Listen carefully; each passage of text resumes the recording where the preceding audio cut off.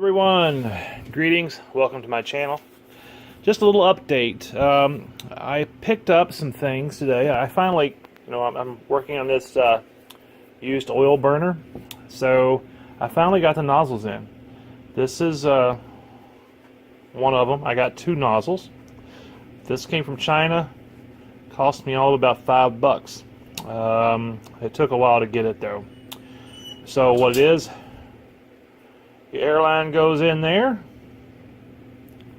your oil line goes in there, and the atomized oil spray comes out there.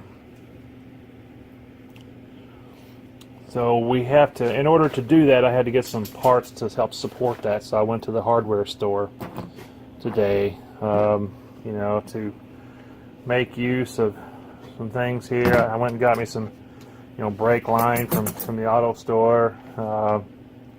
Got a hold of some 90s go on the side. These actually do fit. I'm not going to try to assemble them really well. Got some bushing type fittings. Well, this is a flare type fitting. You can see that for the side.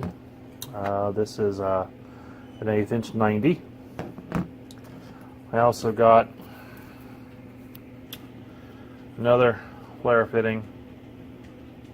This is a quarter to quarter, so that'll fit on there.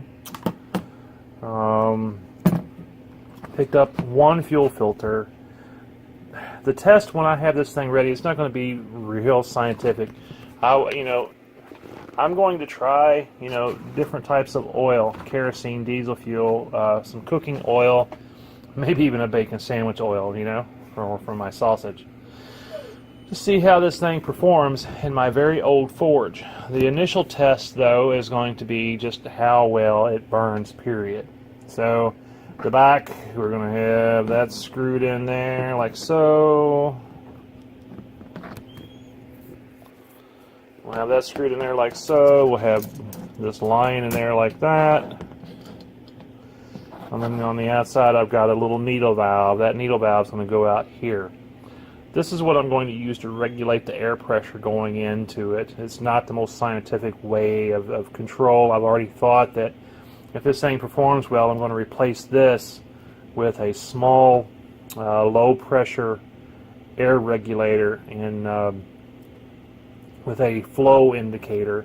The reason for that is if you get this burner set up, you'll reliably be able to set up your temperature, what you want it at. You'll see what your flow is, you'll see what the pressure is, and as long as you're using the same fuel, you should get the same performance. That's what I'm thinking anyway. Perhaps that's too oversimplifying it. But, and I got the cheapest hose I could come up with. So, well, next if I get a chance tonight, I'm going to start trying to assemble some of this. So, wish me luck. Take care, and I'll be back in a minute.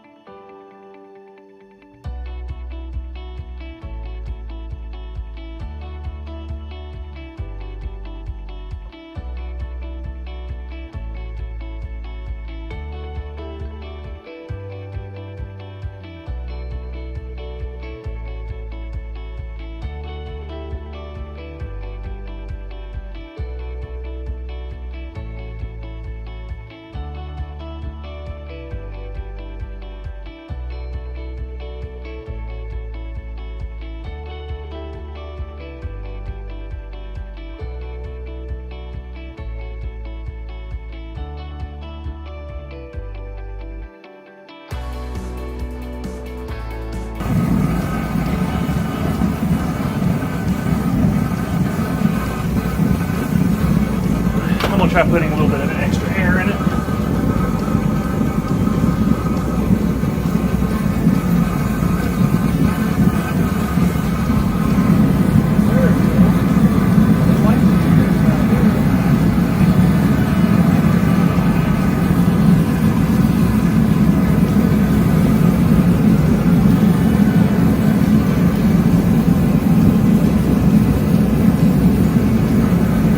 Guys, bacon grease.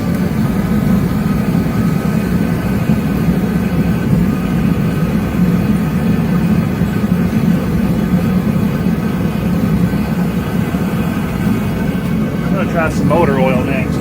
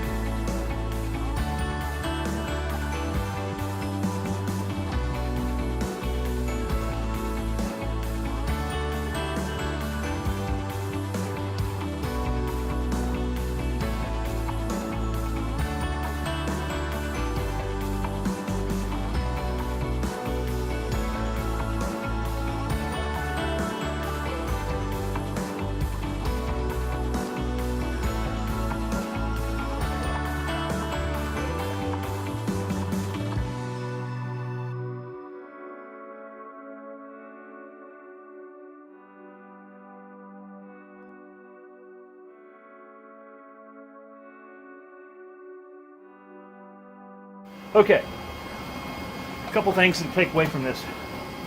Number one, I look horrible. I've been out in this rain trying to experiment with this today. It's been a lot of fun. You saw it. I ran it on kerosene.